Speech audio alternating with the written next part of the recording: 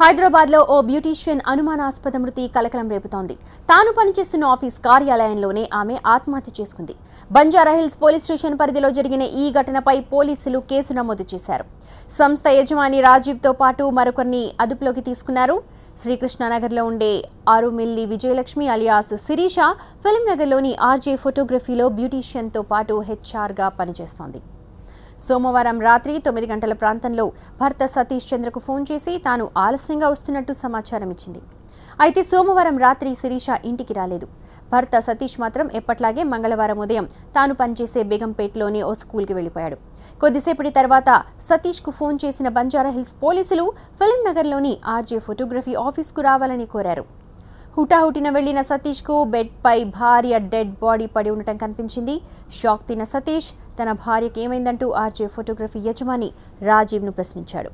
రాత్రి 2 గంటల సమయంలో ఆఫీస్లోని ఫ్యాన్ కురేసుకుందని, చున్నీని కత్తిరించి తానే కిందకు దింపానని సమాధానం చెప్పాడు యజమాని రాజీవ్. బ్యూటీషియన్ శిరీష ఆత్మహత్య కేసులో 2 అనుమానితుల్ని ఇప్పటికే పోలీసులు అదుపులోకి తీసుకున్నారు. మృతురాలు బాడీపై దెబ్బలున్నాయని బంజారాహిల్స్ సిఐ శ్రీనివాస్ అంటున్నారు. భర్త ఫిర్యాదు మేరకు కేసు నమోదు చేశారు. పోస్ట్ మార్టం రిపోర్ట్, నిందితుల ఇంట్రాగేషన్ తర్వాత నిజాలు బయటకు వస్తాయని తెలిపారు సిఐ శ్రీనివాస్. అయితే RJ photography owner Vallabhaneni Rajiv, అతని స్నేహితుడు శ్రవణ్లను ప్రస్తుతం పోలీసులు విచారిస్తూ ఉన్నారు.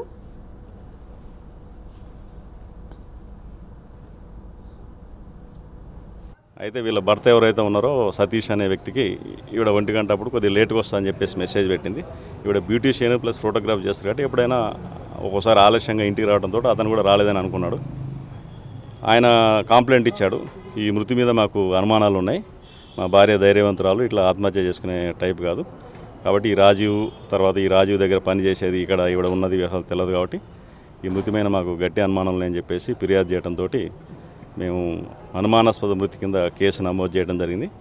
పోస్ట్ మార్టం చేయించినాం. తర్వాత అన్ని ఆధారాలు సేకరిస్తున్నాం. సీసీ ఫుటేజ్లు కానీ శ్రవణ్ని ప్లస్ రాజీవ్ని అదుపులో తీసుకొని వాళ్ళని కూడా విచారిస్తూ ఉన్నాం. పోస్ట్ మార్టం నివేదిక ఇంకా రాలేదు. పిఎంఈ నివేదిక వచ్చిన తర్వాత అన్ని ఆధారాలను పరిశీలించి అది వారిపైన చట్టరీత్యా తగిన చర్య తీసుకోవడం జరుగుతూ ఉంటుంది. ఉన్నాయి, గొంతు మీద లిగేచర్ మార్క్ ఉంది, హ్యాంగింగ్ మార్క్ ఉన్నది, కొన్ని మైనర్ పెదాలకి వీటికి ఇంజురీస్ ఉన్నాయి, ఆ టీత్ బైట్ లాంటివి, అవన్నీ పరిశీలిస్తున్నాం. ప్రాథమిక నివేదిక మెడికల్ రిపోర్ట్ వస్తే మనకి దాని మీద కంప్లీట్ సూసైడా వేంటని చెప్పి వచ్చిన తర్వాత మేము నెక్స్ట్ తదుపరి చర్య తీసుకోవడం జరుగుతూ ఉంటుంది.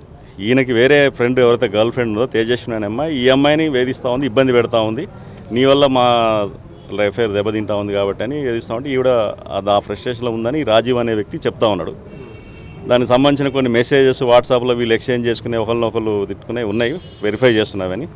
అవన్నీ వచ్చిన తర్వాత next step of action A section కింద దేని కింద ఎవరి మీద చర్యలు తీసుకోవాలన్నది మేము ప్రాథమిక నివేదిక పోస్ట్మార్టం నివేదిక వచ్చినాక వీళ్ళని విచారించిన తర్వాత విచారణలో వచ్చిన వాస్తవాలను బట్టేసి నెక్స్ట్ లీగల్ యాక్షన్ తీసుకోవడం జరుగుతూ ఉంటుంది.